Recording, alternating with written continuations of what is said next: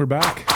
And this is kind of another boys are buzzing, but it's a 2/3 boys are buzzing because we're missing trail. And for a good reason. Rumor on the street. Can confirm it's not quite a rumor, but I saw a trail packing on a bull on Instagram. Yeah, it's beyond rumor at this point. He shot a very nice bull. Yeah, so he's hunting with Neville right now. And shot a sweet bull with his bow. Late season archery, right? Yeah, late season archery. And his son has the same tag rifle. Yep, right after. Yeah, now we're filming his son's hunt. Correct. I wish we had filmed this hunt. I know. We're getting we're absolutely getting our asses kicked on filmed hunts this year. Yeah, the elk filmed curse is real right now. It's real. I was texting my girlfriend when I was out, and she's like, "You need to do we need to burn some sage at GOHUNT? Like, what do we need to be doing something to break this curse?" It's really, really bad this year. I mean, it is what it is. It happens, but man, we can kill off film. Yeah. Like things seem to happen off film. Mm-hmm. Scott's whole trilogy with his buck, the three goes at it. Trail now on this. Heard some big bucks have been shot. Big bucks between Braden Jennings, his wife, him and his wife in Colorado. That hit. He posted his wife's buck on Instagram. Giant buck. Giant. Little drop time too. I saw that. It's pretty sweet. Dropper. It's cool to see big bucks coming out of Colorado again. Mm-hmm. That's exciting. Yeah, dude, it's been good if it's not filmed. It's been really good. And then like your duck hunting thing's been good when it's not filmed. Oh, speak of speak of one of them. Yeah. Yeah, I mean, the duck hunting it was decent. Like it's expected right now this time of year, like the traditional November lull, right? Mm-hmm. A lot of sour ducks right now. A lot of ducks have been shot at a lot. Right before, this is traditionally right before a push happens. This 2 weeks leading up to Thanksgiving is kind of a slow time. I still had a great time with my son. Like I shot a limit on Tuesday, shot 5 on Wednesday, shot a limit on Thursday. It took a little longer than I wanted to, but I actually was talking to a couple of people around here. I actually liked that it went that way. I was keeping my son in the blind till about 11. Like Tuesday I was done at 11 and then kept him in the blind until 11:30 on Wednesday, didn't finish out. And then Thursday I had him in the blind until I shot my last duck at like noon. Yeah. And it was I actually preferred that because you don't want to just roll in there, have it red hot. You know what I mean? Just dropping ducks all over the place. And then you're bouncing in like 45 minutes. Yeah. And then you don't get that time. You had to hang out with your son. Yeah. That blind time, which. That's the funnest part about duck hunting. The conversations you have, the random chaotic things he was doing, the stuff he was exploring out there, messing with the ducks, messing around, shooting his BB gun. So it was awesome. Like it was awesome. I would not classify that as like a red hot waterfowl film. Yeah. But it'd be cool to have my son there. Yeah. We're going to get into that in a little bit. Dive into more details on it. I want to talk to you about you and your son hunting and all that stuff. We got some business to cover first. Okay. We got a lot of cool things happening around here at GOHUNT. So first up, postseason roundup. So basically a little GOHUNT party here in our Vegas office. So that's going to be Thursday, December 11th. Time is like TBD at this point, but most likely probably around 5 o'clock on a Thursday. Yeah. People show up. We're going to have beers, food, raffle prizes, like opportunity to win some awesome stuff here. And it's a good time just to hang out postseason, talk about hunting, hang out. And we're going to have some more details on that here shortly and probably some emails and stuff out on social. But Thursday, December 11th, mark your calendar. Come over to the GOHUNT HQ and hang out. It'll be a good time. Let's go. I'll probably be duck hunting, but that's, whatever. Yeah. Well, if you're duck hunting, hope you're killing something. And then also we got Black Friday is ripping out right now. So normally, our GOHUNT podcast promo that we always talk about here is going to be upgraded.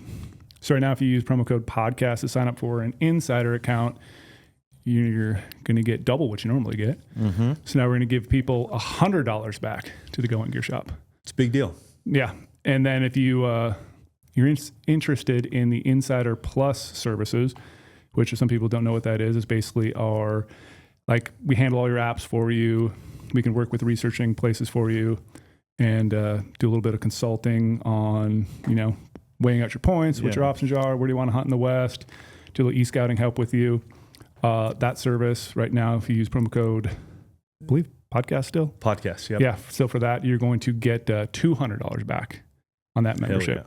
And that's $200 to the GOHUNT Gear Shop. Yeah, it's always hard for us to explain things, right? Because people understand when you compare it to something, they understand it better than when you're just trying to explain something out of the air. It's what we've struggled with GOHUNT from the very beginning, because what we're doing, not so much now, but when we first came out with it in 2015, like what we were doing was very different. Yeah. So you had to explain it with common name and verbiage that people were familiar with, but that's not exactly what we did. And now again, with Insider Plus, the closest things to compare it to, I guess, would be an app service and consulting, but it's not that. Like we are still struggling with how to explain what it is, because it's so much more than the traditional of what people think when you hear, app service and consulting. So that's never something we necessarily wanted to do.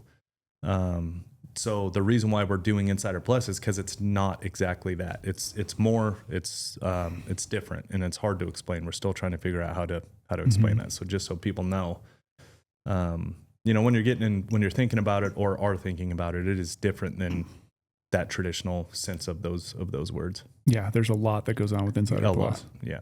If you want to learn more about it, it's pretty easy. Yeah, just reach out or go to the website. Yeah, go to the website. If you're on the desktop, easy, hover over the tools bar. Down below, it says learn about our application service. You can click on there and it has all the explanations about what that will give you. And it's pretty amazing that we offer it at what we offer it. Yeah. The price point, because you get a lot with Insider Plus. Agreed. It's basically Insider membership on like extra steroids in a way, because you get a lot more wrapped into it. On all the steroids. Yeah, all of them. We got Insider on D-ball, on Trin, on what's all the other main ones? All the other main ones. That's on all of them. It's like bringing back the Sammy Sosa, Mark McGuire days. Exactly. There we go. That's a good way to explain it. Yeah. Was that 2004? 2003, 2004? Yeah. Yep. Yeah. That was then. One more cool thing too. I don't know if many people have. I mean, I'm always a person who scrolls through my phone and instantly updates all the apps every time I get an app update. And if you haven't updated your app yet, you'll see when you do, there's a new look to the GOHUNT mobile app. There is. So we basically gave it like a modernized feel. So if you have like an iPhone, you'll see some of that, like, I don't know what they call it now, that new glass look to it. Bubble look, yeah. And basically added a home screen. Now, right when you open the app, there's a big home screen that kind of sees a little bit of everything we got going on in the mobile app all at once, and really helps you, whether you're doing research, whether you're doing maps, adding your points, checking out application deadlines. There's just a lot going on that home screen. They can easily jump right to maps too, which is really cool. And there's actually some like map shortcuts on that little home screen that they can drop a waypoint when you're randomly to make it quick and easy. And let me ask you this, Brady, personal question. Okay. It's going to feed right into what we're talking about here. When is the most important time for applications? During the hunting season? Right now. During hunting season. Yeah. And that's like, that is something, it's been caught on too, like that it's become a more known thing. It's like, hey, while you're hunting is when you are thinking about and planning your applications. Now is the best time. And that's the whole point. So with the promos we have going on with the promo code podcast, like there is literally no better time, because we've kind of doubled on what our offer is. But also, man, like this time of year, outside of that, pushing the business, outside of that, right now is the most important. I have 2 hunts planned right now for next year already. It's mid-November. Yep. I have 2 guaranteed. Yep, that's what I'm doing in Wyoming. Yep, that's what I'm doing in Idaho. Like I have 2 done. Yeah, and it's really important too, like I said, researching during hunting season. So I was just out elk hunting. And obviously most people, if they've looked at the weather, it was brutally hot across the West. Until you got home. Yeah. The day you got home, it all turned. Yeah. So I think at the time I was looking at like a bunch of reports in Denver, and they're ranking right now like the third, whatever it's going to be, longest period without snowfall or measurable snowfall. And just pretty dry across the West. But we were running around checking out a bunch of over-the-counter areas, because we're getting like basically burned out of certain spots, because like everything's just dry and there's literally no water. We hiked like 6 miles one night trying to find water. And I was actually had a little service at one point, and I was jumping into the research section of the GOHUNT app, checking out unit profile comments. Oh yeah, of areas that are right next door to us, like maybe a couple hour drive away. Just like, where can we maybe go that might be a little better conditions? And we actually checked out several different units, and I was going into the unit profile comments, and there was actually really cool to see. There's actually people dropping photos in those things. It was like, okay, obviously not showing like giant peaks or everything or recognizable areas, but it's like, okay, here's some terrain. Yeah. And all I wanted to see is like, hey, where's the aspens at? Where's some dark timber? What's this unit potentially look like? And it was really cool to go down to those unit profile comments and see people talking like, hey, how'd your hunt go? How'd your hunt go in second season? How's it going right now? Yeah. That was super cool. And you can use that while you're on a hunt. So funny you say that. Our elk hunt in Wyoming was filmed. So obviously, as we were just saying, didn't go very well. A lot of downtime. Plenty of downtime.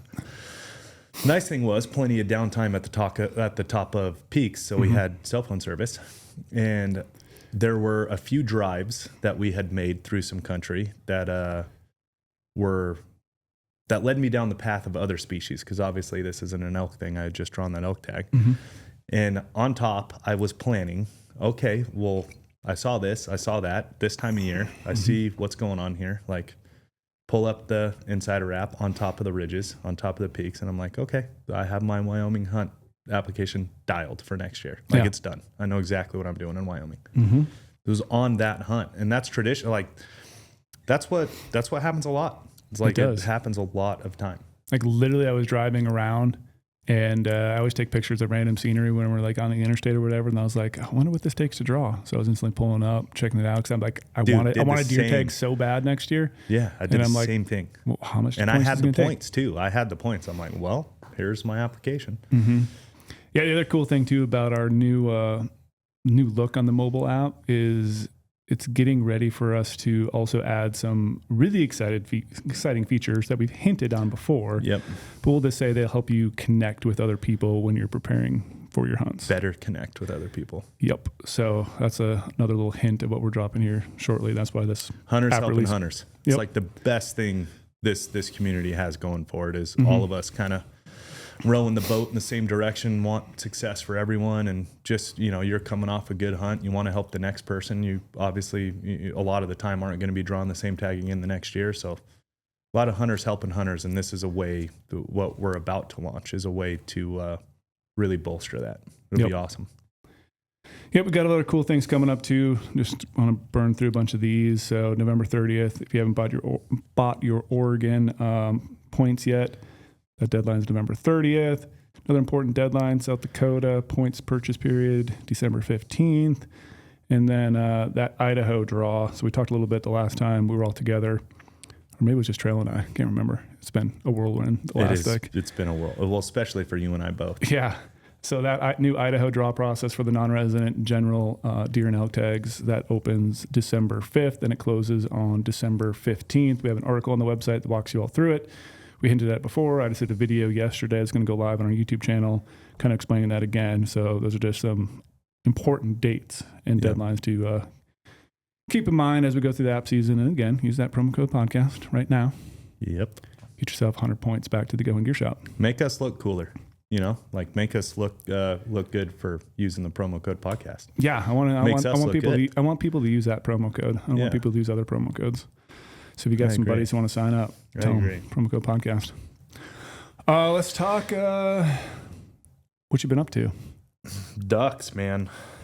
Ducks. Like it's been so fun. And I actually I'm genuinely appreciative of seeing comments and people's feedback that they like me talking about it and want to hear more about it, because I was a little hesitant, because obviously we've been big game for so long. Big game forever, yeah.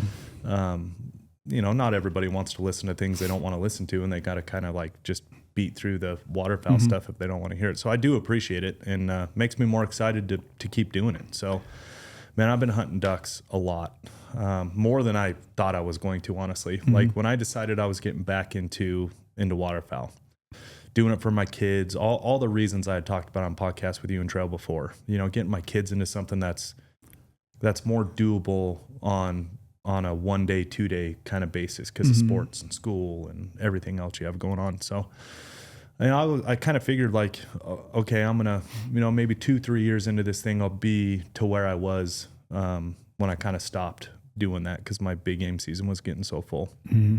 And that is not true. I am right back to where I was when I left it at the prime. And it's awesome, man. I'm hunting like maybe 2-3 days a week right now. Mm-hmm. All over from here to Idaho to Washington. I'm going to go to Washington next week. It's been really good. And I finally got my son out on his first duck hunt. He's 6, right? So the plan, I said this before, so sorry I'm repeating myself, but just to get back on the starting foot, I said I want to take him out when it's good, mm-hmm. which opening weekend and anything around opener, not great for a 6-year-old because it's just straight chaos. People everywhere. It's great. It's fun. Like opening day is a thing mm-hmm. in waterfowl. It's fun. Yep. It's chaos. There's going to be birds everywhere because there's so many people trading birds back and forth. Public land out here in Nevada, there's only so much water. I'm like, okay, that's not it. Those days shortly after opener, kind of grind days. Like the birds are still there. They're not sour yet, but kind of grinder days because they just went to World War III on opening weekend. Did, yeah. Oh yeah. So I'm like trying to plan, and I don't want to be too cold though either, but I want it to be good. So I'm like trying to thread the needle on exactly how I wanted to get him into it. And anyways, Idaho ended up warm, like way warmer than it should be, mm-hmm. which was what you were dealing with in Colorado. I was in Idaho with my son, same time you were in Colorado. Just crazy warm spell. I was hunting in a t-shirt. That's in wild. northern Idaho. I was hunting in a t-shirt. For November. In water. Like ducks, you're sitting, right? Yeah. Like it's damp. You're in the water. You're everything's wet, moist at least, we'll call it, or like dew on everything because you're mm-hmm. hunting water edges. I was still in a t-shirt. My son was never cold, not one time. So I got that like done. Like I took him out where he wasn't going to be just shivering, grinding through the cold. Yeah, probably not be a good first duck hunt. And I was nervous about that, because it does get bitter cold mm-hmm. when everything's wet. Yep. So anyways, it ended up like having a little warm spell in there. Not good for you. Ended up being very good for me. And the ducks were there, and it was awesome. The first day, shot 7 greenheads in 2.5 hours. Just like they came in onesie twosies, mm-hmm. like they'd come in with a pair, with a hen, or just come in single. And man, I shot so good on Tuesday. Like if I could shoot like that every day, it'd be awesome. It's one of those. Just go. Did you have like a learning curve when you got back into, obviously this year shooting waterfowl? Did you go and like practice a little bit, or just go cold right back into it and missed a bunch of birds and then got back on it? We have a phenomenal skeet, sporting clay, mm-hmm. and trap range out in North Vegas, mm-hmm. and I've been shooting it quite a bit. Now, yes, I was practicing, and yes, I was shooting quite a bit. Dude, the first I don't know 3-4 hunts I went on were absolutely atrocious. Like just slow pulling the gun up, and I just acquisition target. I felt slow. Like to compare it to something you would know, like you used to play basketball all the time, mm-hmm. and if you took too much time off, your shot just didn't feel right. Right? It felt you're slower, breaking too early, felt breaking off. too late. Yeah. And so, man, those first 4 or 5 hunts, dude, like embarrassing, totally embarrassing. I was so slow to shoulder the gun. I was so slow to like get the bead, to lead the duck with the bead where I needed it to be. I just felt off. I felt really uncoordinated. Even though I had practiced like all summer long. Mm-hmm. I got videos at the sporting clay range and all this stuff, and I thought I was like getting back into it. I was shooting really good at the sporting clay range, but I mean, a clay flies straight. Yeah. It's like as soon as you see the line it's on, doesn't change the line, right? Ducks change the line quite a bit. So first 4 or 5 were just brutal. And then I had one hunt that it like all came back together. Mm-hmm. We had a 5-pack of widgeon come in, and I shot a triple out of it. And it just like everything connected back. And since that day, I've been, knock on wood, I've been sniping. Like Tuesday, I shot amazing. Wednesday, not a ton of ducks with my son. I shot good, but there was only 5 birds that came in, and the ones that did come in like came in. Yeah. So there really wasn't much to like, no pass shooting or anything like that. And then Thursday, it's a funny story. I'll get into this one a little bit. So sour ducks, they've been shot at in a lot of the main areas. And there's only I don't have a ton of contacts in Idaho. I've got some, I know some places from college. And so anyways, like I don't have just full reign of where to go. But I found a spot, a little back slough, kind of in between two like feeds that they had been using the 2 days previous that I essentially hunted the 2 days previous. And there was like this slough in the middle. I'm like, man, I could probably traffic some birds. And there's definitely birds in there. So I go in this back slough. Well, it's tight, like really tight. Just like any, timbered. It's Idaho, right? It's timbered back slough. So like everything's pretty tight. Where the first 2 days previous, which was good for my son, it was wide open skies. I was hunting off the edge of a cornfield on both days, 2 different cornfields, but on the edge, like this flooded stuff on the edge, not in the middle, but like wide open view so we could see all the ducks. It was great. Well, Thursday, man, of all the birds I shot, I did not shoot one past maybe 20 yards, maybe. Like, were you busting out the 16 gauge on this hunt? No, 28. Oh, it was tight, man. Yeah. It was so tight. But it was fun with my kid because, like, man, when they would come in, they're like in your face, And my son, watching him just light up, being that close to a duck. The first greenhead I shot on Thursday morning, I should have had a fishing net instead of a shotgun. Like, I might have shot him at like 3 yards. It kind of scared me because he came up the gut. So I'm facing straight north. The slough runs east-west, just perfectly east-west. I'm facing straight north. The first greenhead of the morning. And I'm not getting out there in gray light because I don't want my son, tripping, falling, wet, everything. Yeah. So I'm missing the first 40 minutes of the hunt, which is, with sour ducks, is kind of the prime time. But I got my son, so that's priority, right? So I'm getting out there like at sunrise. So we're setting out decoys on the light. I don't have to worry about him falling, tripping, being scared, the whole thing. I want him to love it. So I did all those things right. Anyways, that first duck that flew up the gut of the slough scared the absolute shit out of all of us because we weren't really paying attention. And then all of a sudden this duck is like, in your face. Like he's coming to kiss us. It felt like my son just lit up being that close to a bird. Thought it was the coolest thing ever. Like that is a memory that's just burned into my head, is his reaction from that duck. Cause I was kind of taken back too. I'm like, holy shit, I can't believe that just happened. And my son is just, feathers everywhere in the air because we're so close. Yeah. What was his like reaction to it? Was that the first time like holding a duck, like all that stuff? Or Tuesday was the first time holding a duck. Yeah. And what did he do? He's like, did he look at it? Did he just had to touch every single one of them? Yeah. Had to touch their eyes. Okay. Had to touch every single feather, different colored feather on there. Had to open their mouth, had to touch their tongue, had to feel their teeth. What do you think about the feet? Loved the feet. Yeah. Like absolutely loved the orange feet. Yeah. Like kept playing with the feet the whole time. And I kept telling him, I'm like, dude, I want to get these mounted because it's your first duck hunt. So like easy on the feathers. Be careful on the feathers. Like easy on the feathers. I want to get these mounted for you. Like I want to put these in your room. These are your first birds. And so anyway, like it was constant the whole time. But when I shot that duck at 3 yards and the feathers are like blowing back into our face, like he was so lit up with joy, like just absolutely burned into my memory. But it's the third day, right? Third day waking up early. Third day setting out decoys, walking through the mud, walking through the marsh.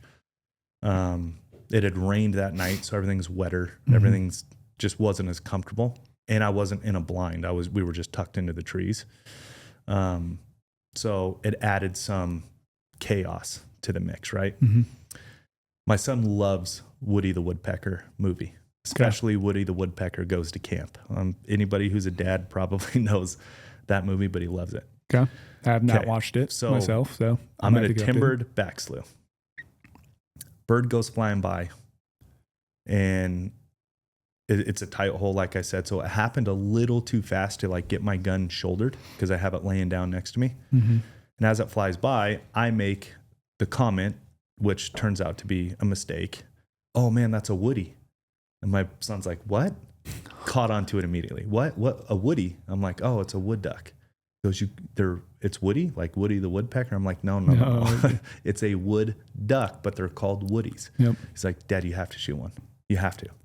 So I'm like, I would have loved to, but I was talking to you, getting you a beef stick. I should have been able to shoot that one. I'm happy this is on film because it's literally something out of a movie. Every time my son, and he was so good on Tuesday and Wednesday about like just being in the moment, not asking for things, not like kind of taking the this is a terrible way to say it because I don't mean it this way, but like taking the hunt away, doing things with my son. But on Thursday, for whatever reason, he was great on Thursday too. He was awesome. But like something out of a movie, he asked for more things on Thursday because he was less comfortable because we were just sitting at the base of a tree.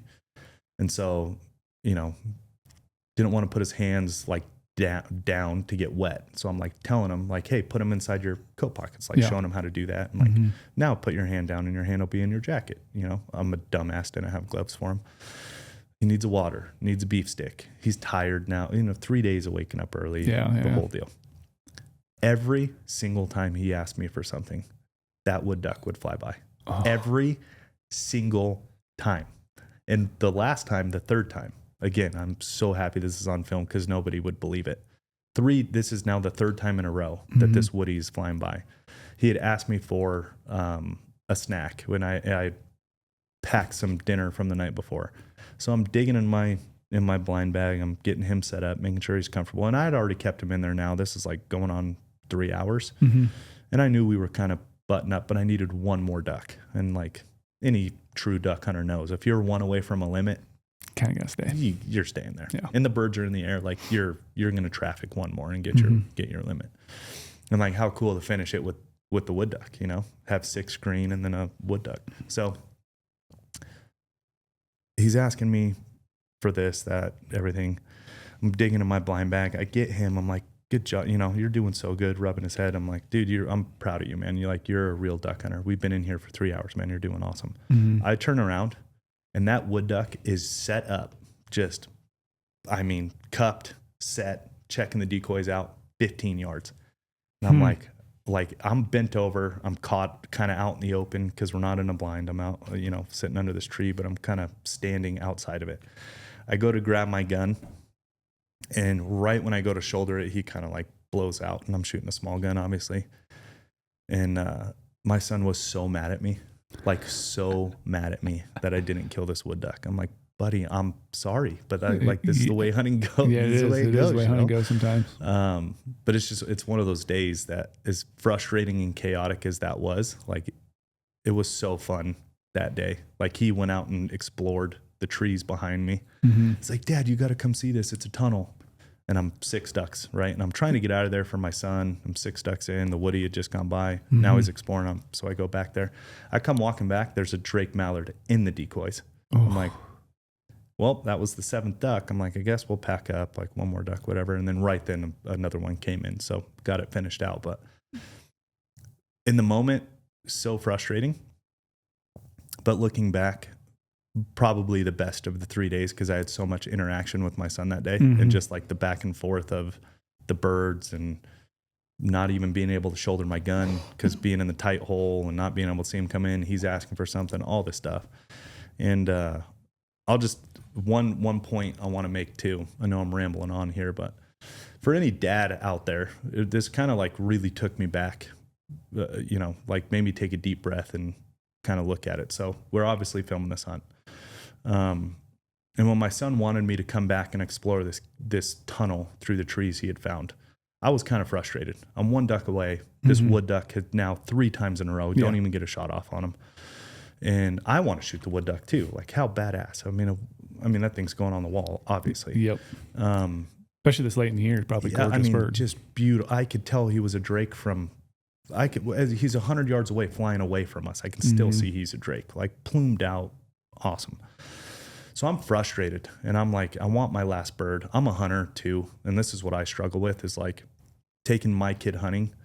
I'm trying to be less selfish, but I want what I'm out there for, and I do struggle with that. Like personally is, dude, if I'm taking my kids out, that doesn't mean I'm willing to go home empty. Like when I take them out with my wife, I want to kill. when I take them out duck hunting now with me the first time. Like, I want to shoot my 7 birds.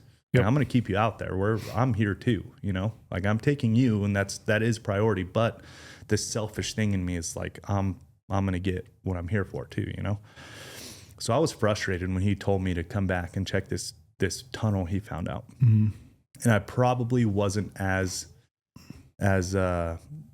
you know, in the moment as I should have been. And I was kind of passive with him. I'm like, oh yeah, cool, dude. Cool. Okay, come on, let's go back. It's like, no, look how cool this is, you know, and he's trying to show me. And I was in it, but looking back, definitely not as much as I should be. Right. So I get back, I shoot my 7th duck. Now I'm happy. Like, okay, we're limited. Let's go. Yeah. We'll go get lunch, go do this, go do that. Cameraman at the end of that day, before we leave, sits him down to interview him, asking him all these questions. What'd you think of the ducks? What'd you this? What'd you that? And he goes, what was your absolute favorite part of the entire trip? Without hesitation, without anything, when I found that tunnel and I got to show my daddy what I found. That's like, pretty cool. And I kind of like felt like I got kicked in the gut a little bit, because I'm like, I was so frustrated in that moment that you wanted me to come look at that. Uh-huh. But that is like what stood out in your head as time with you and I. Mm-hmm. It's like, man, kind of made me feel a little shitty, you know? So, but it's cool, like what kids get really excited about. Like, kind of got a little gut punch. Like, it makes me a little emotional to think about, because I'm like, man, I could have been such a better dad in that moment. Mm-hmm. But, you know, it's like learning curve. Like, okay, I've got to be more present in those things that he wants to do, you know? Yeah. And that's just because that keeps them excited, keeps them motivated. Yeah. Just like little breaks maybe from the duck blind, and like going walking around for a little bit and coming back. And I keep telling you and Trail and everyone on the podcast, like, okay, my goal is I want my son to love it. Mm-hmm. Well, that was a moment. Yeah. You know, that was a moment, and I was not as present as I should have been. And like the way he said it on camera too, of like how much that meant to him, that he found this tunnel and these rocks that were back there, and you had to crawl through it, and then it took you out to this other piece of water. It's the same water we were on, but he obviously doesn't know that. For a kid, that was like big world. It's a huge, huge thing, you know? And a little gut punch. So now I'm like, a little advice story that hopefully helps other dads kind of stay in the moment. Yeah, stay in the moment. Me, and then the next time you're out there, like you said, this wants to do something, just got to be more excited, more into it. Yeah. So let's jump into that though. Like, you've obviously taken turtle on a ton of big game hunts. Yeah. Like deer hunts, family deer hunts, elk hunts, been with you a lot. Like, how important has it been to start a family tradition with your kids and like involve them with hunting? Like, is that just something that's just naturally because your dad going out, or wildly important? So wildly important to me. My dad, my brother, my uncle, like, we're all big time hunters, mm-hmm. all of us. But I would say I am more so a hunter than they are. They do plenty of it as well, but like, they have other things in their life, golf, you know, all this other stuff. They like going to the beach, things. I'm not saying I don't like those things, mm-hmm. but me and who I am, my personality, I never put those things before hunting, right? Growing up, I never had a family tradition. Like, I'm very jealous of you. Like I've told you from the beginning, that Thanksgiving for you guys is like, okay, we hunt. Yeah, we hunt every Thanksgiving. Yeah. I've never had that in my life. Like, we've mm-hmm. always had kind of one-off, like, my dad's going to take me and my brother, my uncle, my cousin. We're all going to go, I don't know, upland hunting, or, you know, a couple years we did big game hunting. So we did some, but we never had this tradition that like, okay, every Thanksgiving we have this thing, mm-hmm. right? I want that in my family. Mm-hmm. And I'm constantly working to get there. Yep. Hunting is difficult, you know, it's not mm-hmm. easy. So yep. I'm still trying to figure out how I'm making this. And my youngest is 2, and that's unfair to have my wife and him and, you know, my older son, who's more capable, like, have to be, again, this is going to sound bad. I don't necessarily mean it the way it sounds, but like held back from my youngest son because he's only capable of so much at 2. Yeah. So I'm trying to make this duck hunting thing like our guys' tradition. Yeah. And as my youngest gets older, I want to start shifting it into Thanksgiving. Mm-hmm. And yeah, I'm continually and constantly working on like how we're going to make this a thing. Like, I want my kids to grow up like you and your brothers, where Thanksgiving this is what we do. Yeah. You just always know whether it's bird hunting, doesn't matter. Whether it's deer hunting, you're hunting on Thanksgiving. Yeah. I've never had that, and I've always wanted it. Mm-hmm. So I'm trying to create that for my family. Mm-hmm. So it's hugely important to me. Whether big game too, like if it works out that way, whatever. But I think ducks is more doable. Yeah. You know, especially for kids too. You get them out there, you get them excited. You can take, wife as well, like whatever it needs to be. Be like loud, talk, hang out, snacks. Yeah, you're hanging out as a family. Don't gotta worry about the wind. Don't gotta worry about the noise. Don't gotta, Yeah. So I think it's better. Mm-hmm. It's duck hunting. You're gonna go back out more. Oh yeah. Got a lot coming up. It's only gonna get better, right? Hopefully, knock on wood. I mean, traditionally, yeah, like that's what's expected is traditionally up in Washington, Idaho, Montana, all the stuff that I like to hunt. Kind of like Thanksgiving is that it's like November 11th for mule deer, 10th, 11th, like, okay, things are happening. Yeah. Ducks is kind of like Thanksgiving. Like, okay, things are going to be different. New ducks, new birds. They're not going to be sour. Things will change. Yeah, I think it's November 9th for me is my good day. That's when I killed both my two hundies. Both on the same day? Both in the same day. Damn. 2 years, like 3 years apart. But like November 11th, for whatever reason, that's when it clicked. Really? Obviously, it depends on when the season dates were, but like that was just it. November 11th has always been the day that it's like anytime I've ever hunted the mule deer rut, the 11th has always been the day where I'm like, okay, things are different. Is it also because it may be a special day in your life? Like might have been. It's a birthday, but still, like I was blessed with a good birthday. Gosh, it must be great to have a fall birthday. September 15th birthday. You know what I mean? It's like I do notice the 15th always seems to be a day where like things click for elk. It should hopefully get better. Yeah. One thing I'm surprised about is now we're talking about waterfall. I don't think I've ever talked about waterfall myself on the podcast. I don't know how we didn't run into each other because we both went to college in Missoula. Mm-hmm. So I used to grill outside on my tailgate because I lived in Aber Hall for a while, grilling ducks up literally on my tailgate with like the little crappy burner stove thing, like a pan of oil. Had people come by, what are you cooking? I'm like, ducks. They're like, oh, hey, we're going to leave. Like no one wanted to join me for a little duck meal, but like. I don't know how we didn't either. It's pretty crazy, like how dedicated you and I both were to big game and waterfowl in college. The whole time in college, like I would just waterfowl hunt because it was just the easy thing to do. There's such a lot of good opportunities around Missoula too. Hour and a half any direction. Phenomenal waterfowl. Yeah. And I would even do like late season geese and all that stuff and like just tons of it. But yeah. Yeah, I don't know how we didn't either. It's pretty crazy to think back. Because it's a pretty small community too when you're there. Like especially back in the day, back when we went there. Yeah, there was no like Instagram. There was no communication like that way. It was all this like walking around. Like you knew all the hunters. Like you literally knew everyone who hunted. Yeah, you meet one and then another one. Like they would introduce you to someone else, then someone else. So it's like the contacts like continually grew by every new hunter you met. Yeah. Somehow you and I never came across. It's weird. Wild. It is weird. So yeah, you got more duck hunts coming up. I have a really cool film I'm working on right now too. So if anybody like the people who do like hearing about it and appreciate it, I'm putting together, hopefully, if it goes different than our elk season, putting together a pretty cool film that we want to do in December. Yeah, you've talked a lot about the vision in some of our meetings, but your film, and it sounds like it's going to be quite baller. There's so much dynamic with waterfowl. The sights, the sounds, the colors, the difference in all the birds, like the colors of all of them. There's just so much going on. I want to know who's a better duck caller, you or Turtle? Have you give Turtle a duck call yet when you're out there? Has he tried? I mean, I gave him one, but I had to take it away. It's another one of those things where I should have been a better dad. Like if I shot 2 less birds, but I have this thing in me, like I'm working on it. You want to kill something to show it to him, but you also want to give him a call and be like, hey, call these ducks in real quick. Yeah. And see what he does. And be like, oh, see the ducks burned off. Like, let's modify that a little bit, buddy. I'm working on it, on being better, but I just have this, I am selfish about it. When I'm there, I want to shoot what I'm there for. Like I traveled all the way to Idaho.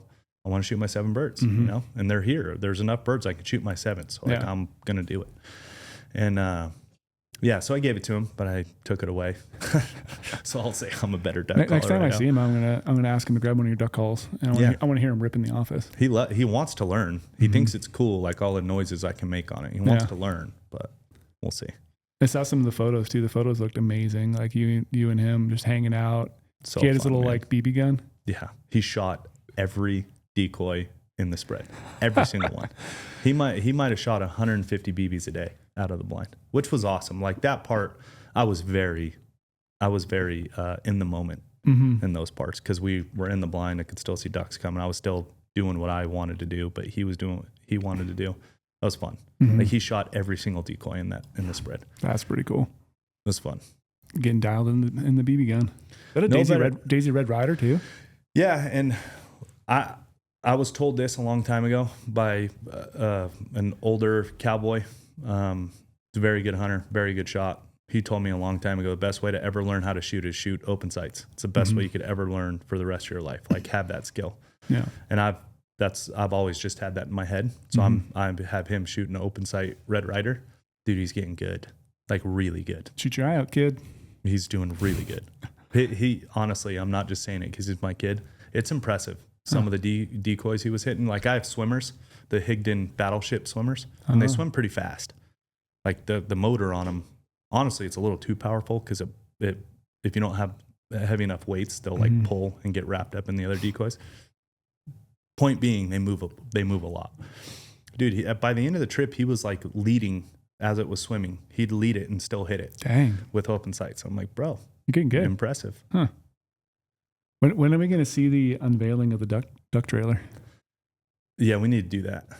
I'm pretty proud of that, honestly. I was reading through all the comments we got the other day when we talked about duck hunting in somewhere. I think it was you going through your Browning shotguns, and a lot of people are like, when are we going to see the duck trailer? When are we going to see the duck trailer? I'm pretty proud of it. You kind of hinted it a little bit there. Yeah, I want to do that. I'm proud of what we built. It's pretty cool. Let's jump into. I want to talk some big game stuff here, quick. Yeah, I don't want to overstay my welcome with the waterfowl stuff. So let's move. I want people to keep being excited to hear about it. So I want to talk like, what are your thoughts after we have let's call it a dry spell in terms of weather in a good state. We'll mention it, Colorado. Yeah. It's a pretty rough third season in terms of weather across the whole entire state. Not a lot of snow, probably not a lot. I'm going to talk about mule deer. Yeah. Probably not a lot of, some people did really well, obviously. I figured you'd want to talk about mule deer. That's why I so quickly just said, yep. Got it. How does it look for you when you're researching after you maybe see like a dry spell like this? Are you assuming instantly that fourth season is going to be really good? Or are you thinking that a lot of bucks are going to slip through the cracks, a lot of young bucks are going to make it, and then next year could be really, really good because we had a not so great snowpack year for a third season hunt? Looking into the future like that, it sucks. I want people to have good hunts. I do, right? I want success for everyone because I know how much it means to me. So I want them to have that same feeling about hunting that I have when I'm successful. But the reality is Mother Nature, wild animals, it kind of is what it is. And me not having a tag and having points, because I didn't burn my points this year, right? So hearing the hunt recaps coming out of Colorado, as shitty as it is positive for me to hear, right? Because I don't think, okay, they're all just going to get waxed in the fourth season now. And the reason being is second and third season have the highest tag numbers. Yep. And when you have those dry spells and second and third don't go well, it sucks for those people, and I do feel for them. But being on the outside with the points, looking into when I want to jump back into Colorado, and that's like hugely positive for the carryover for what's going to make it into the next year. Because there is a fourth season. They could get 3 feet of snow. Like we are getting dumped on in Las Vegas for 4 straight days now of rain. My whole house is flooded. Everything, it's all going to Colorado. So very well, they could get a couple feet and it could be the greatest fourth season ever. But the tag quotas are so low. Yeah. Like, okay, they shoot a bunch of good deer. They can't possibly shoot enough. There's literally not enough tags to make up for the second and third, low harvest success, right? Yeah. So I look at it as, next year is going to be really good. Now, same thing could happen with the weather. Same thing, yeah. Same thing, right? It could happen. But when you look at it, it's like, okay, the carryover going to be good. Like I can bank on that for sure. And the moisture is coming. The cold is coming. So, I mean, if this storm goes there, like they're going to have the snowpack. They're going to have the water. They're going to have horn growth and health of the herd and all that stuff with the carryover. So I look at it from the outside and not having a tag this year as a good thing. Mm-hmm. What sort of strategies, if you had a third season tag this year and it was, abnormally dry, not enough snowpack in the high country to push some of these bucks maybe a little bit lower, or maybe keep them on their feet a little bit to get that rut, going a little bit more, what would be some strategies you would employ on a relatively warm, like third season style hunt? Are you just covering country more, like trying to move around and not pigeonhole yourself in an area, like covering roads on side-by-sides, four-wheelers, trucks, running around with yourself? You're a better deer hunter than me, so I'm going to, after I answer, I want to hear what you say. But I fall back on my desert hunting. Like I cover tons of country, and I only cover country that I know has water on those dry years, which I mean, you can't say it's as good as in Colorado as it is here, because there is way more water even on a dry year in Colorado than there is in the desert that I'm used to hunting. But it has seemed to work for me that I cover a lot of ground and I only focus on places that I know have constant water. So river drainages, creek drainages that I know that those aren't going dry. Yep. That's what I've done in the past. And I mean, that is when I killed one of my bigger typicals out of Colorado. Was on a hot, it was 64 degrees when I killed that deer on a hot, dry November. I think that was like 2017, maybe 16, third season. And that's what I focused on. And 2 days into it, I found one of the bigger typicals I've ever killed. So that's what I do. What do you do? Yeah. So I also, one of those same years, I think that was the same year you killed that big one. I killed one of my big bucks, and my strategy, everyone's going to know, it's like, I like to go higher. Yeah. And based on what I saw this year, I didn't see a lot of big giant bucks, but opening day saw like a 172 inch deer all by himself, and he was at 10,000. Very specific, 172. Yeah, it was definitely 172. I got a little glimpse of it. That was like right as opening day was happening. You had elk tags though, correct? We had elk tags, yeah. I tried to pick up a deer tag. I've been trying for a while. That Colorado system's just, it's tough to try to pick up not what it used to be. Yeah, leftover tag in that list. It seemed to all be gone the second they're available. Yeah. So I was just trying to pick up any deer tag I could find. And of course, the ones I always tried to get, probably should have went to a different unit and tried to pick up a different one. But yeah, I saw him right away, 5 minutes into, legal shooting light on opening day of third. And yeah, he was at like, 10,500 feet up on top. Let me ask you this though. So, because anytime you go high, and we'll say to the top, there is way less water. Way less water. So that doesn't affect you on a dry year? No, but the thing I was going to say though, like there was deer up there, and I know there was obviously a buck there. I did see a lot of does up high, but I wasn't seeing the numbers probably that I should have seen. And so third season to me on a dry year is about covering country. Yeah. So I did hate the fact that like, okay, if I had a deer tag and we did what we did for elk, I wouldn't have killed, because there wasn't the big bucks, I don't think, up there. I think they were definitely down lower. I think they moved because it was extremely, extremely dry. Yeah. And I heard they got, nuked all summer with just heat and no rainfall. I mean, even the area, like I said earlier, we literally hiked, I think it was 5.5 miles in the dark trying to find water. And this whole creek was dry. The only thing that was available was like little tiny springs that were kind of like cattle ponds in a way, and they were slightly froze over. So the deer could definitely get water from it, but we couldn't get water. And I think just the lack of water up there was pushing deer down low. Yes, there was does, there was small bucks up high. But my strategy, if it was this same year, and yeah, sure, I do love going high, but I would definitely try to cover country from roads and just burn fuel. Would you pay attention to the river systems and creek systems where that are always having 100%, water? That's what I always have leaned on. Because it's like Colorado or any sort of pre-rut type of rut hunt is a numbers game. Yeah. It's literally how many bucks can you look at in a whole entire week, because eventually, if you keep covering country, looking at different bucks, looking at doe groups, keep checking back on them, eventually, knock on wood, hopefully you'll find a buck, they'll turn up. That's typically how it's gone for me in the past. Yeah. And so hard those times a year to, okay, you want to go backpacking because it's fun. But again, you pigeonhole yourself into one small area. You can't cover everything. You can't cover all the terrain types. A lot of windshield time. Third season dry years. A lot of windshield time. And people will knock on it, say you're road hunting, say you're being lazy, saying, people with side-by-sides, it must be so nice because they can cover country more. But it's like that is kind of the name of the game when it comes to rut hunting, especially for mule deer, is just covering country, finding the pockets they're at. Because you can look at a spot. I mean, we say it all the time, Colorado, Utah, Wyoming, there's like the terrain all looks phenomenal. But you go into one spot, they'll have a ton of deer. You go to another spot that looks exactly the same and it has 0 deer. No water. And it's like all because of water and all because of just like that habitat gets burned off. And it might seem like there's no rut or nothing going on, but they biologically they are wired to breed. Yep.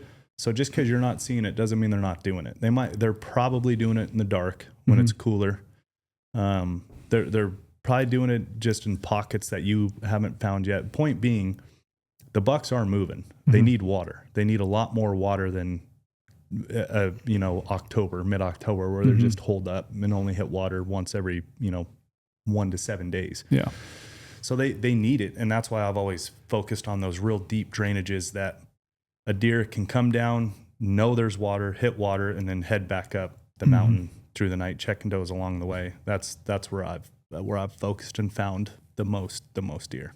And just like I said, covering country. Yeah. Mornings are everything. On hot, 100% agree with that. Like we had some days. 100% agree with that. And obviously we were in like, some high country areas, but like we had days where it was 13 degrees in the morning. So like, that's like, oh sweet, it's going to be like really good. Yeah. But then it gets, hot right away. So like those morning time frames, that's when the deer are going to be moving because first hour of light. Yeah. They can easily move. It's going to be cool enough for them to cruise around. So you might not have extreme rut throughout the whole entire day because it does get hotter. The bucks don't want to move around, but that morning they're going to be cruising. Yeah. They are going to be rutting does for the most part. That's actually a really good point on a year like this year with strategy. Do everything to never miss a morning. Yeah. If you miss an evening, who gives a shit? Yeah. Like, doesn't really matter. I mean, it's a chance that, if you're in your truck driving, you obviously can't kill anything. If you're on the mountain, you've got a chance. But I mean, when you're playing the strategy game, you can't be 100% on strategy all the time. So use it to your advantage to make your mornings absolutely useful and burn an afternoon or two if you have to. Yep. Changing spots. Like, afternoons don't really, on hot, dry years, man, that first hour of light is everything. It's gold. Yeah, if you accidentally sleep in, don't do that. Don't do that at all. Don't do that. And the thing too about like the mornings on hot, dry years too, it's like, it's also, again, I'm going to say like not pigeonholing yourself to one glassing spot in the morning. You want to still be mobile. Absolutely. Like if you the first 30 minutes, if you're not seeing anything, and you'd be like, oh, I'm just going to continue to grind out and grid this terrain out. No, you probably shouldn't be moving. Get in your truck, drive a mile, go to the next glass. Yeah, you got to keep cruising. Pocket. Yeah, that's why you can maybe park and do like a short 15, 20-minute hike, but then hike back down, jump in some sort of vehicle to move around and look at different terrain because that morning until 9:30 in the morning, that's prime time. Prime. And so trying to utilize a bunch of different glassing points to try to figure out where they're actually at and then slowly honing it in for the rest of the week, I think is really good. You said something about truck hunting before. I mean, I guess it is. Definitions are a funny thing though. Like truck hunting to me is you're literally driving around with a pair of binos around your neck waiting for something to cross the road. Yeah. Like that's truck hunting to me. This, I mean, for the ego side of things, people feeling like they're, now being a truck hunter, lazy, whatever. Dude, this is driving to a glassing knob, climbing up, 10-minute hike, which I guess would be considered. But then you're glassing miles and miles away. You're trying to find the best vantage points. Hey, if you get lucky on the road, you get lucky. Nothing wrong with that. Nothing wrong with that. But when you're glassing, you're just trying to set yourself up for that evening or the next day. You're trying to find a buck. You're trying to find the one you want. It's like, I don't necessarily consider that truck hunting, but hey man, if he runs across the road, I got no problem smoking him. Exactly. That'd be nice. Yeah. Has that ever happened to you? It's never happened to me. No. Trail's the only golden boy that shoots one with the radio blaring at 80 yards. Yeah, with his muzzle loader. Yeah, covering country. And another thing too, it's like the one beauty I guess if you could call it that, about picking up an over-the-counter elk tag is you can kind of scout for deer at the same time. Oh, no question. So my thought was like, I'm going to roll into this area, check it out, see what kind of deer numbers are in this area. And obviously we hunted everything from super high. At one point we were at 11,500 feet with the truck, which is ridiculous. That's up for there. that time of year. Like there should be 2 feet of snow up there right now on a normal year. And then covered everything all the way down throughout the transition zone, throughout all the stuff, even down into the sage we were hunting, the bottom of the mountain. And, after going through that, like, I wasn't trying to actually find deer because we were looking for elk, obviously, but I was keeping intel of what the deer I was seeing and the doe groups and everything. So, that's like, what a smart person would do. Yeah, it's a great way to, you're out hunting. So even though we didn't, I'll say right now, we did not kill an elk last week. Lane and I were both hunting together. We did not kill, but like, you're still out hunting. Gathering data. You're gathering data. You're marking every single doe group I saw, I marked. Yep. Every single small buck, or if it was a big buck, I would mark it. So like, I am gathering intel for future years. And, after looking at this, like, yeah, sure, it could have been an off year per se, and I might not have seen the bigger deer, but now I'm like, yeah, I'm probably not going to deer hunt this unit, just like gathering that slight intel or checking out spots, picking up an elk tag, and like checking out for those future years so you burn your points wisely. And like, hey, maybe you saw a bunch of, 150, 160 inch deer. Like, dude, that next year it could be on fire. Like, I need to try to get a tag here. It's the age old saying, knowing what not to do is almost more important than knowing what to do. Mm-hmm. It's like, if you don't want to hunt that, that's a very good, great piece of knowledge. Yeah. Right. Like now you have the boots on the ground data that you collected in that, in those units and in that unit. Like knowing you don't want to hunt that's just as important as knowing where you do want to hunt. Because now you're not going to make the mistake of going there, Yeah, so I was just using some of that stuff. And, obviously people have some hunts in the future. You can kind of, in a way, hopefully work that through your strategy for the following year's app stuff. So there's all sorts of different things you can do in a hunt. And it's like never just a hunt. It's always the data intel gathering, what elevation deer are at during that time of year. You can use that information, like all sorts of stuff you can gather. How did that hunt go fully? Were you guys seeing elk or just raghorns? Like how'd it go? It started off amazing. Like we backpacked in quite a ways, put a lot of miles on, a lot of elevation gain. It's a Brady Miller, I know. Yeah. We put the teepee up, camped that first night. And next morning, again, we put like 3.5 more miles on. So at one point, we're like, oh, yeah, we didn't realize actually, like it looked closer than it was on a map, even though I measured it out, but ended up being stupid far. Like we hiked and then we went stupid far again, open morning in the dark. Not surprised by any of what you just said. Yeah, so we did like another like 3.5 miles. And I'm sure dark. you just lied to Lane the entire time of like, oh, it's not that far. Yeah, just one more ridge. Yeah, just right up here. But we got to this spot and that's right away when we saw that, 172 buck. And then literally like, I'm just like, I would trade my elk tag for a deer tag right now. But I don't think I would have shot that buck, but just like knowing there's a decent deer in there. Deer in get you excited. Yeah. And then all of a sudden, like Lane pulls up with binos and looks on this ridge line and there is elk everywhere. Ooh. So it's a buck right away. And we're like, okay, it's going to be good. And this is like within 5 minutes of like that really early gray light we can start to see. So we looked all the way across a mile away. There was like 20 elk on this like open ridge line. Bulls? Just cows. Almost half of them were bulls. Ooh, love that. Yeah, so there was probably 7, 8, maybe 10 bulls in the group, and there was like 3 good bulls, like over the counter, shoot them all day, 6 points. One was probably like 305, 310. Ooh, that's a great OTC bull. So we're like, wow, opening day, we're deep in here. There's no one else this far back. There was, one other vehicle at the trailhead, and we actually passed their camp as we were hiking in. So they're way down there, like obviously probably hunting deer. There were some like oak brush and sagebrush country. So we're the only ones back there. And at the time I didn't know it, but there's usually an outfitter camp in the area and they weren't there this year because there's no water in the high country. So we were totally all by ourselves and like, hey, we got bulls at a mile. Let's go kill these bulls. Like we were like, yeah, we're going to double up. We all had like, I was like, Lane, you're here. You spotted the elk.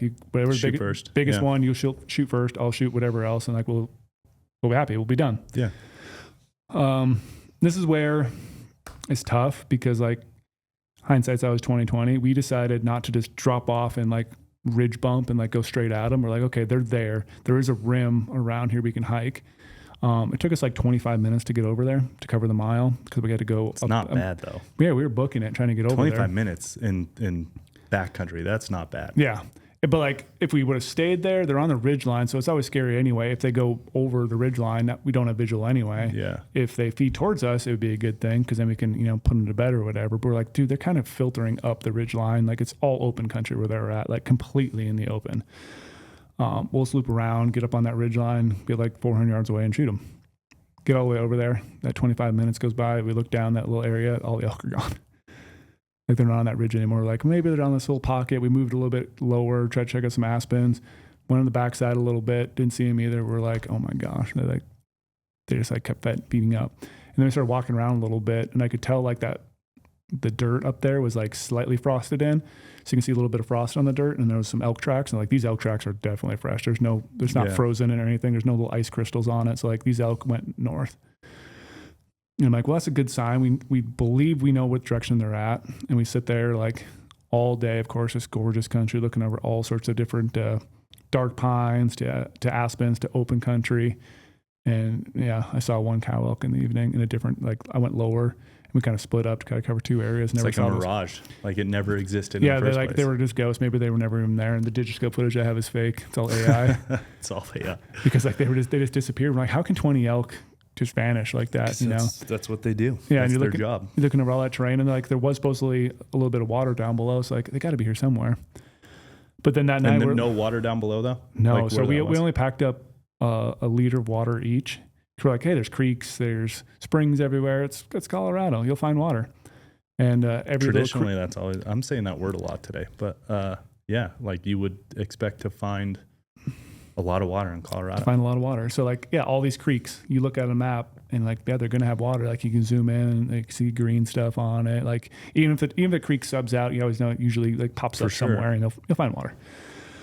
So we're like, well, we're out of water. Like we need to drop off this and not go right back to camp. We need to go drop off the mountain towards where we thought the elk were. So like we thought about doing it during the day, but like we don't know where these elk are bedded. They could be in any of these timber patches. So we're just going to wait till the evening. So we drop off this mountain, go all through this north-facing timber, get out where we thought the water was. Okay, now we're in the high part of the basin, the highest part. We got to walk the whole entire basin out. And so basically the whole basin kind of snakes around. Eventually we'll get past our camp, and then we'll have to climb up like 500 feet to get back to camp. But this whole drainage is about 4.5 to 5.5 miles long. We're just walk the whole thing. We walked the whole thing. No water. Man, that's dry. Holy shit. Yeah. No in water Colorado too. And like the spot we were walking is like crazy to think it's that dry. Yeah, we walked like right next to where the creek was supposed to be, so we can constantly like deviate from our path and look down into it. We did find a few, like I said, cattle tanks and stuff like that, and we thought about filtering it, but I was like, Lane, if you filter it, that filter is going to be toast. Because like we grabbed a little bit of water and it was just like mud, just straight mud. So you'd have to like filter it through a t-shirt, probably do it again. Too when it's cold. Because if you jam up your filter and then it freezes, now you're really toast. And it's like day one. So I'm like, why are we going to burn through a filter on day one? I just brought a SteriPen, probably a dumb option. Usually it's a pretty good option though, but I didn't have a filter thing. So we don't have two. So if you clog yours, then we have to rely on just a SteriPen. We didn't have any drops or iodine tablets. We don't want to get sick because we looked at the water and it's literally cow patty water. Well, you've been sick, so you don't want to be sick. Don't want to be sick ever again. And so we elected not to grab any of that water, and there was no outlets to any of those little cattle pond things. And we found a lot of like stock tanks back there too, and we were hoping the valve would work and water would come out of it. But of course, they're all this been dry, and like you could see like there hadn't been water in there for months. So bad. So we hiked all the way through that drainage without any water, and then we're like, well, now we got to hike 500 feet back up to camp, get up to camp, not having any water again. We're out. Were you feeling it? Yeah. I was able to make a meal that night because I was like, I'm just really hungry. I'm going to burn some of the water I have and make a meal. And, that was the night before we made a meal. That night we didn't make any meals. And so then the thought process is, do you eat food? Like we had dry food we could eat, like bars and stuff, or is that going to make you more thirsty? Yeah, absolutely. And I was like, or will it help me so I don't cramp on the way out?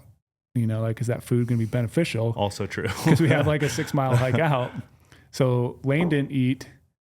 Luke, I think he might have ate half a bar or whatever. I ate a whole like bagel sandwich. It's like, whatever, I'll be dry. And like morning you woke up like my mouth is completely dry. You want to take a sip of water. Cotton mouth, yeah. All I had was a little bit of frozen water in the bottom, and I kept it in my sleeping bag all night. And then it thawed out a little bit, and I was able to take like a tiny sip. Lane, I think, had a little bit of his frozen stuff and was able to take a tiny sip. And then we had to hike all the way out of there because there's no water for us to survive. So we had to leave elk. I mean, that's one of those situations though that you're not leaving elk to go find elk. You're leaving elk because you literally have to. Yeah, and we got down the night before this one like big spring area where there's typically like a camp in there, and like it's all white. All the rocks are just white. Like there hadn't been water forever. Man. I can't believe it's that dry. How much water did you drink when you got back to the truck? Oh, we had copious amounts of water. Sure. We just sat there and just like gorged ourselves and like adding every electrolyte packet we had to like get replenished. It's like one of the I can remember like Porter's elk pack out in Nevada. There was water in the bottom, so he shot across the canyon. There was water in the bottom. So the morning hunt, huge hike in, one of like the bigger day hunts I've probably ever done in my hunt. We weren't necessarily planning on it being a day hunt, but the way it worked out, that's what we did. Anyways, got water, but then when you pack everything up and you have everything on your back and you're on your way back out, it's like, I got a little bit of water left. When we get back to the truck. Definitely should have got water when we recrossed the creek and like waterlogged a little bit, but none of us did because we wanted to get back before it got dark, because we had to hook a horse trail and then like through the trees, and not a very good horse trail. So we were like, yeah, let's just do this on the light, whatever. So thirsty by the time we got back to the truck, and it is such a good feeling to get the weight off your back and just waterlog. Yeah. Every electrolyte, every salt packet, everything. It's the best feeling. Yeah. So like, again, hindsight, could have probably maybe played those bowls a little bit better the opening day. But then it's like, okay, do you pack a bunch of water back into the mountains and go back after those elk? But like, we can't carry enough water to stay back there. We can maybe do a day, but it's like going that far for a day overnight. Like, don't know where the elk were. We didn't see them in the evening. And I'm sure you're thinking like, man, if this is the first place we went and that's what we saw, there could be elk. We could go find others. Yeah, we'll go find an elk. Let's get away from people. So we got out of there, went to a new area, and let's make it short. Like, did not find elk. Like I was seeing, I think Lane spotted one bull. I spotted one bull in a different area, and just tiny rags, like the point where like you just don't really want to shoot something that small in a sense. Not worth it, yeah. And we even checked out, like I said, drove around to a totally different unit, went way up, 11,500 feet, and looked like summer. Looked like summer in the high country. So brutal. Like all this north-facing timber, all this stuff. I'm like, if they're not up high, they're not in the middle zone, they're not. I heard that there's a lot on private. Like we heard rumors of like 400 head of elk on private. And I'm sure. It's just, and then it was just one person said 400. The feed in the water. Another person ran into said, hey, there's like 300 or 350. So like, the number's somewhere in there. Then I'm like, I don't think I've ever seen that many animals at once to even know what that looks like. But you're like, that could be an eighth of the population of the unit. That could be a quarter of the population of that unit's elk population. And how many other private pieces maybe have that because that's where the water is.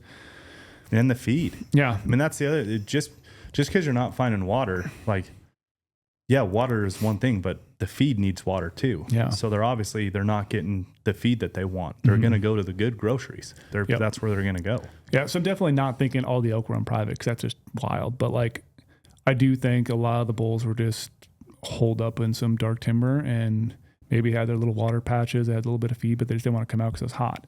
Did they rut hard in there? Do you know? Did anybody ever tell you that? No, I didn't hear about that at all. Because if they did rut hard and it was dry like that, I bet they were taking like 10 steps a day, maybe. Yeah. And who knows what pressure was like second season too, did they push them around, whatever. But the thing that became really alarming is we got to so we drove all the way up in a new area, and every morning we were kind of taking the truck and driving, and there wasn't really a lot of traffic. There was a few camps here and there, but it seemed like all of a sudden, like Tuesday, Wednesday, like camps were gone. And then Wednesday we drove to a different area in the unit, got up high to areas where there typically should be a lot of like just traditional wall tent elk hunting camps. Yeah. Those outfitter camps, family camps. Yeah. There wasn't a single camp up there. Everyone was gone on Wednesday. So like it's a sign like no one's really finding anything. You don't know their hunting styles, but like if everyone's gone, yeah, it's probably a pretty that's what I was going to ask you. Interesting thing to figure out. Because you guys did travel around a lot. Did you guys see elk in people's trucks, elk hanging at camp, like all the data points that we pay attention to? Like Not that you're being nosy by any means, but it's just you're always looking. Yeah, it's one of those data points you can gather when you're driving. I do it all the time. You drive into a new spot, you drive past a camp, like they hang in game bags, or elk in the bed of the truck in the closest town. Like you just pay attention to that kind of stuff. I never saw, and even like driving home later, you driving through a bunch of different like hunting towns, whether it's interstate or side roads, didn't see a vehicle with an elk. Yeah, that's scary. Yeah, it's like, it's one of those things, you don't want all the elk to be pushed around and killed, but you also, when you're driving through, you want to see camps with some animals. You want to see trucks in town with stuff in the back. Yeah, I just want to see people have success and like hold some animals. Yeah. Like if I have to stop and talk to them, like, how'd you do? Let's see what you got. Exactly. Like, so that was just a, kind of a bummer. Any more deer you saw? We kept seeing deer in the high country. We kept seeing deer like down low, but like never, like there wasn't any good bucks. It was fork and horns and 3 points. Were they rutting? Little rut activity towards later in the week. And we actually kind of pulled plug a little bit, and we had like a day and a half left. So drove completely kind of the opposite way. I knew where my brother and his best friend and his best friend's mom and dad had deer tags in Colorado. So we ended up surprising them. That's cool. Showed up at their camp, and it's like, hey, we're not finding anything. Let's just go have fun. That's cool. So we just went and joined up with them for a day and a half and went to their camp. And of course, they treated us with some Minnesota hospitality and had all sorts of food for us. Like you can imagine the amount of food they have. Oh, yeah. So we ate really good. That's for a couple nice. days. After what you just got your ass kicked with, that's nice. So it's fun hunting with my brother and his friend, and we glassed up a bunch of small bucks, tons of does. Like one morning we had like 20 some does and just like, again, dink bucks. And they need some snow for their hunting, and they're like, they know to wait it out. Like it's only going to get better, but like the snow would have definitely helped them on their deer hunt for sure. Because they need some migrating deer where they're at. But his my friend Bryce's friend, his dad shot his first mule deer, so that was cool. That's cool. It was a really cool. A 3 point, but he was stoked on it. Just hunting with family, enjoying it. Really cool. And just I don't know. Wish it would have worked out a little differently, but again, it was a fun hunt, and you learn a lot in deer out hunting and gathering intel. And any day's better out there, than being in town and wishing you were out there. Mm-hmm. Yep. So that was no, it's cliche, but I mean it is true. Even looking back on the Wyoming hunt, our elk hunt was so shitty. Yeah, it was a lot better than being in Vegas and not elk hunting. Mm-hmm. Yeah, I did run into 2 really cool hunters out there though, and I exchanged phone numbers. And he actually just texted me. One of his buddies killed a buck towards the end of the hunt, and so it's like that was the cool part about it too. You meet good hunters, and you talk about things in the morning. You exchange numbers. We're texting the whole time. What are you guys seeing? Helping yourself out a little bit. Like they had deer tags. We obviously had elk tags, so it was a little easier to want to share information, too. But like they're super cool guys. Like we talked for a while for them, and like I said, I'm going to keep in touch with those guys now. And so a interesting year. Did you see any birds flying down in the valley when you were driving on the highways? We actually drove by this one pond or like little lake thing, and I was like, oh, well, wonder if Lorenzo's down there hunting right now. Was there birds on it? There's a bunch of like green heads on it. Yeah. So it's hard to move around a little bit. Colorado does. It's got some good birds, like especially certain times of the year. It does have some good birds. Yeah. So it was a rough end of my hunting season. Is that you're done now? I'm done. Yeah. I'm trying to pick up a cow elk tag. Just gotta get first come first serve if I can find it. I know.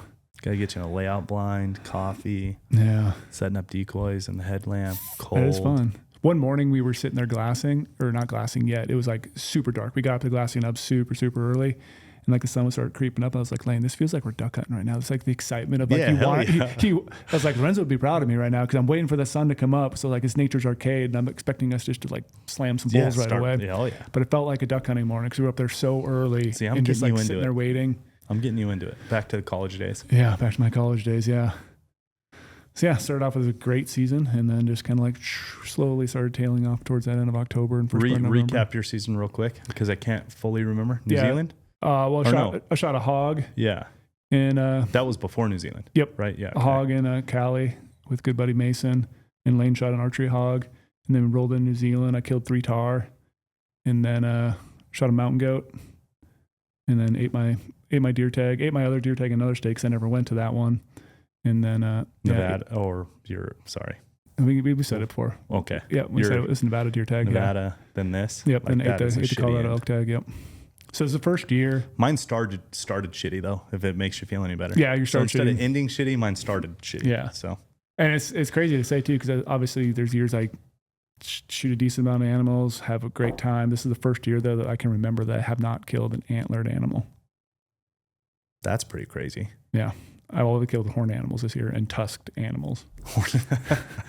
Horned and dust. Yeah. Tar and mountain goat, like the mountain goat thing, like, I mean, that looked like that's a highlight of my year. And so it's still like, I consider it an A+ year because it's just going on a mountain goat hunt and the adventure. Dude, like, having to sleep underneath a mountain goat cape.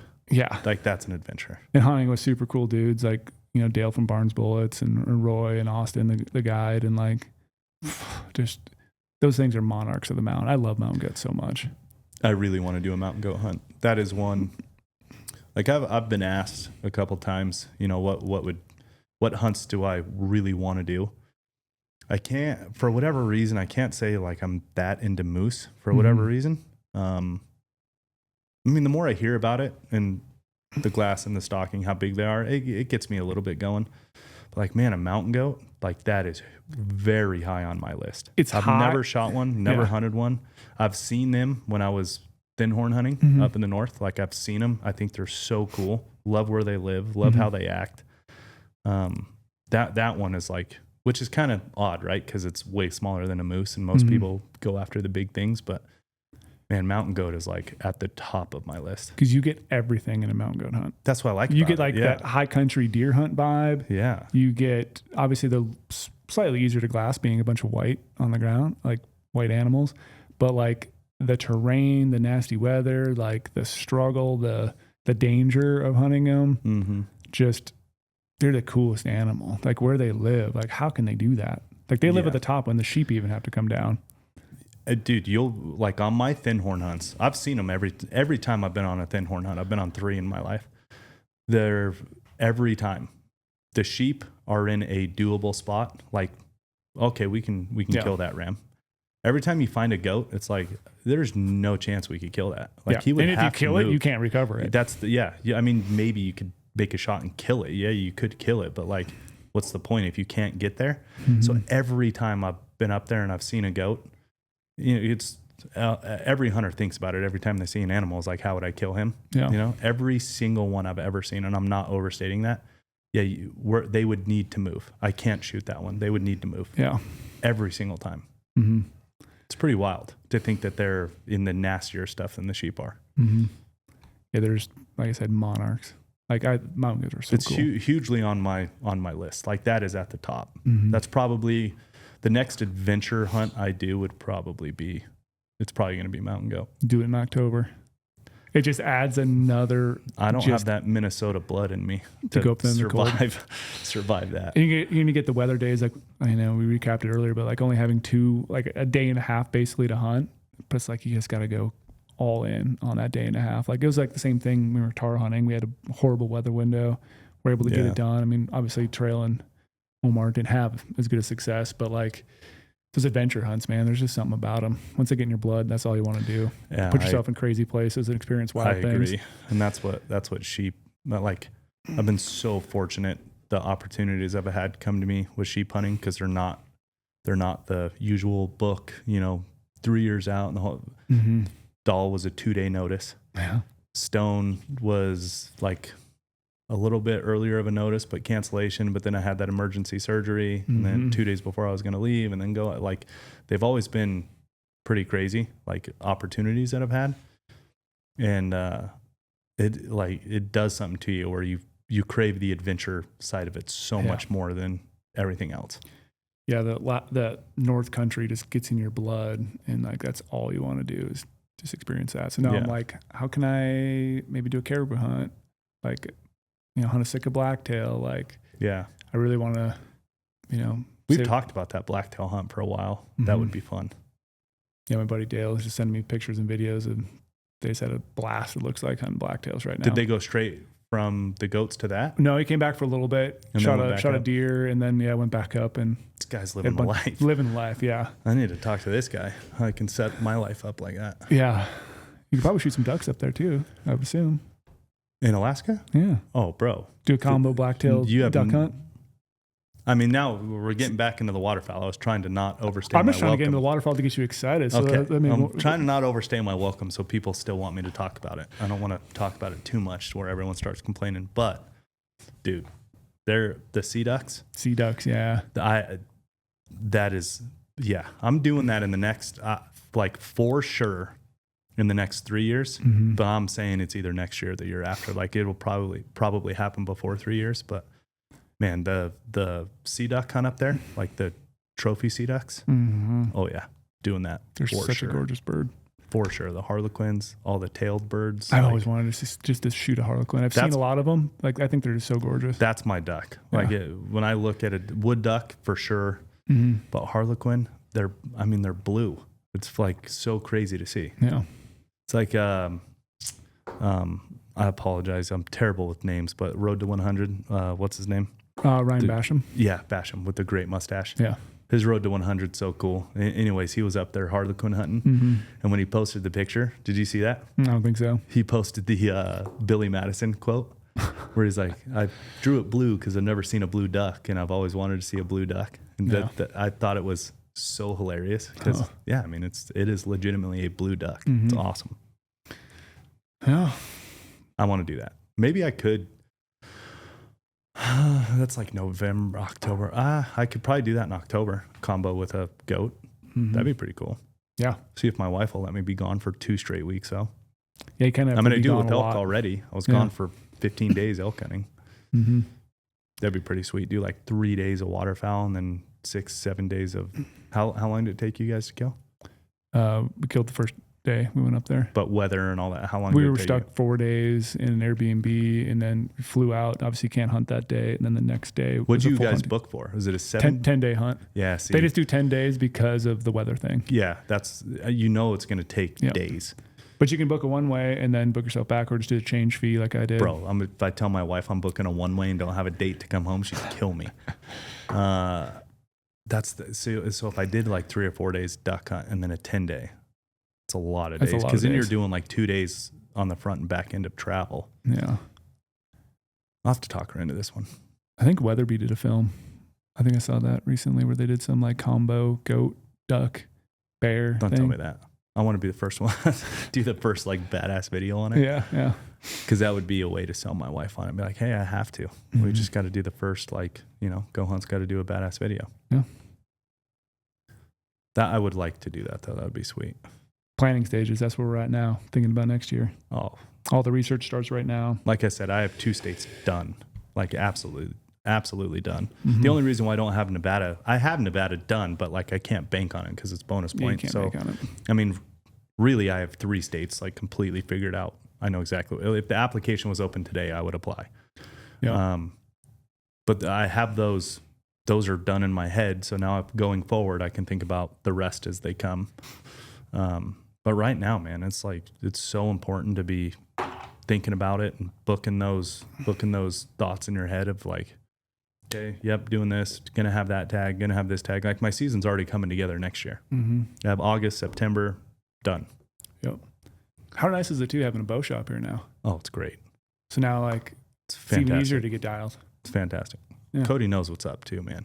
Like he was good. I was listening to the podcast the other day when we were out. That was a good podcast that Trail did with him. Yeah, talking about I agree. The bow shop give him a face to it. I mean, he really is. He's a bow wizard. He knows the black magic just like Trail does. Yeah. I was walking around in the showroom yesterday talking with Paul, and I was grabbing some of those new bows. And like, these are the new bows. And I was like, whew, technology's come a long ways from my Matthews Atlas. Yeah, I was shooting the Halen X.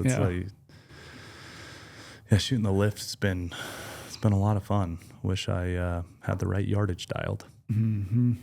Now just back to reliving that. I need to get back to duck hunting so I can keep forgetting. That's why it's been such a blessing this year too. Is duck hunting is just constant. There's so many days. There's so many places. There, my networks. It's like it's helped me not dwell on that one because it's. I've been dwelling for a while too. Since I got back with my deer hunt, you have to get into bird hunting, man. Then there's too much going on. There's too much to think about, to plan, to focus on. It's the season's so long. The only thing I'm getting my mind off it is like right now I'm switching over to like it's rifle shooting season here in Vegas. That's true. Great weather. I can shoot a bunch of guns. I can get a bunch of guns dialed for next year. Just get some reps in and like just go zone out and just launch some bombs at long range and get things dialed in for next year. For the day that you do see one. Yeah, for the day I do see one, hopefully. I need to get this deer thing off my back. What's your take on it though? Like deer as a whole. What's your take? As a whole, I mean, it would just state by state, it's different, but it's like, I don't know. It just seems like we're in like a rough spot, I think. Like, I didn't mention a lot when we did the recap, but like it does, I'm not going to swear, it freaking sucks when you're hunting in a state like Nevada and literally every basin has 3 or 4 feral horses in it. No, it's terrible. I'm not talking about one every like distance. It's literally every single basin. Every single basin. If you're in one basin, you'll see 3 or 4. You go to the next one, you're going to see 3 or 4. Yeah. People think you're exaggerating. You're like, oh, you're blowing it up because you just think they shouldn't be here. No, I think they should be here, but in a controlled manner. It's so frustrating. You can't control everything else and not control them. Like, I'm not a math guy, but you just put that math equation together. Mm-hmm. Everything else is controlled, and they are not. Yep. In that math model, what do you think is going to happen? Mm-hmm. They're going to be uncontrollable. Yep. Like they're going to get to a place where they just overtake everything. I mean, it's a really simple math model. Where I was hunting early season, I mean, you saw it. How many? 15, 20, mm-hmm. maybe 20. Yeah. I would say everywhere like 20. All in the basins that I was hoping my deer would mm-hmm. go into, and he doesn't go up there, and I would guess. Mm-hmm. Why would he go up there? I would guess it's because of the horses. Yeah. Yeah. Every place I went to, there was horses scouting during my hunt. And it's like, look at Mother Nature lately. The amount of drought, lack of moisture we're getting in some of these like arid desert states, like Nevada, for example. And then, you can control tag numbers. You can control, a lot of other things, but like we can't manage the feral horses that are consuming all the water and taking all the habitat away from deer populations and that are already doing fragile. Feral, we manage the shit out of. Yeah. Look at Texas, Oklahoma, all that stuff with the hogs. Look mm-hmm. at California.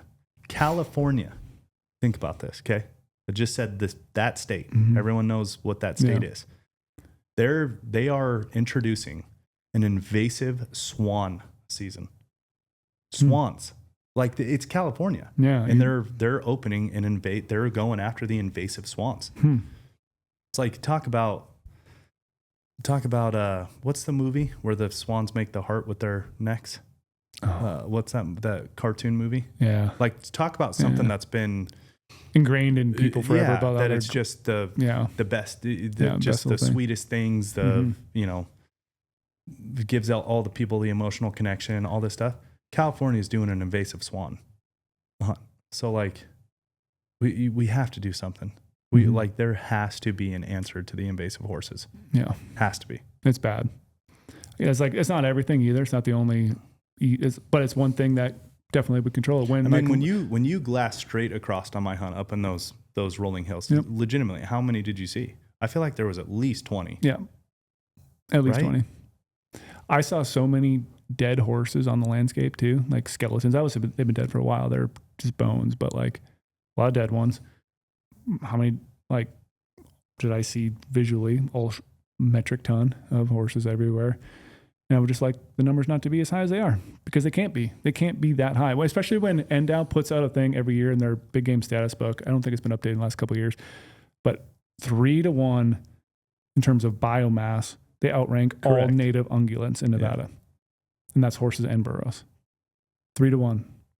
And they eat with their teeth and not tongues. So they're ripping out the whole root. They do a lot of damage. A lot of damage. I don't know, man. It's like, it is really frustrating. Mm-hmm. It's really frustrating because then that is something you can control. You can control it.